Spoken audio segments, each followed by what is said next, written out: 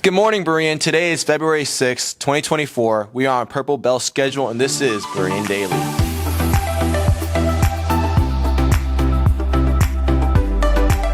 Seniors planning to attend DVC in the fall, sign up on the Google form that was emailed last week for the enrollment presentation on Monday, February 12th after school. Juniors, are you looking to get a head start on the college admissions process? The College and Career Center is offering a spring college prep seminar in March. Check out the CCC February newsletter emailed last week for more info. Eagles, it is Valentine Graham time. Valentine Grahams will be for sale at lunch every day this week. For $5, you will get a Valentine greeting card, custom designed by our very own encouragement committee, miniature teddy bear, Valentine candy, and heart-shaped balloon delivered to the recipient of your choice on Valentine's Day. This is not just for lovebirds. We encourage you to send your Valentine Grams to your friends, teammates, and even teachers. See the Valentine Gram table in the quad at lunch to purchase yours today. On Wednesday of last week, the Interact Club made 70 Valentine cards for hospitalized kids across the country. Here are some photos.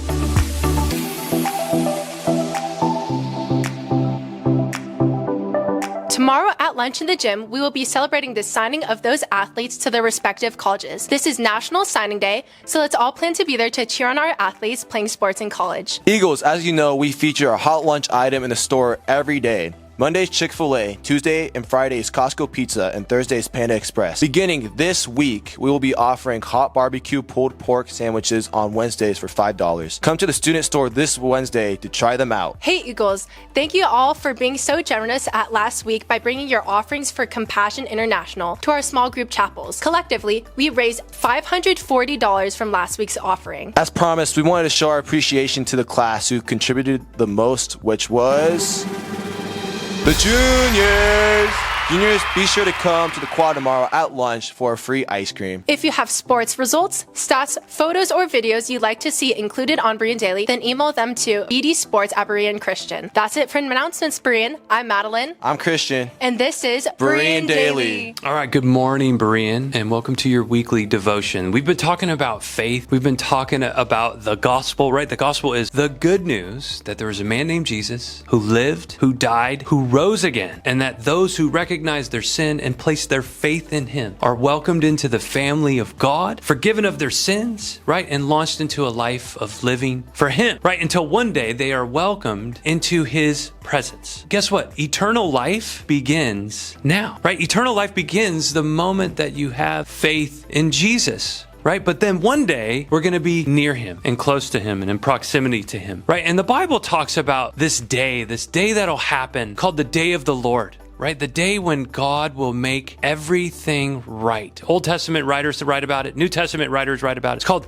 the day. Now, one particular writer is the Apostle Paul, who writes about it in verse number 12 of chapter 3 of 1 Corinthians, right? And listen to what he writes. Now, if anyone builds on the foundation, now he's talking about the foundation of the gospel, foundation of Christ, with gold, silver, precious stones, wood, hay, straw. Each one's work will become manifest, for the day will disclose it, because it will be revealed by fire. And the fire will test what sort of work each one has done. Right? So the Bible pictures this day of the Lord, this day of God making everything right, as like this curtain of fire that's going to pass through the earth. Right? And everything that is good and pure and beautiful and related to Jesus Christ through the gospel will survive, will make it through that curtain, right, to the other side. The new heavens and the new earth, the Bible describes it. And everything that is not that will get burned up. It's really interesting because the Bible gives us a picture of so much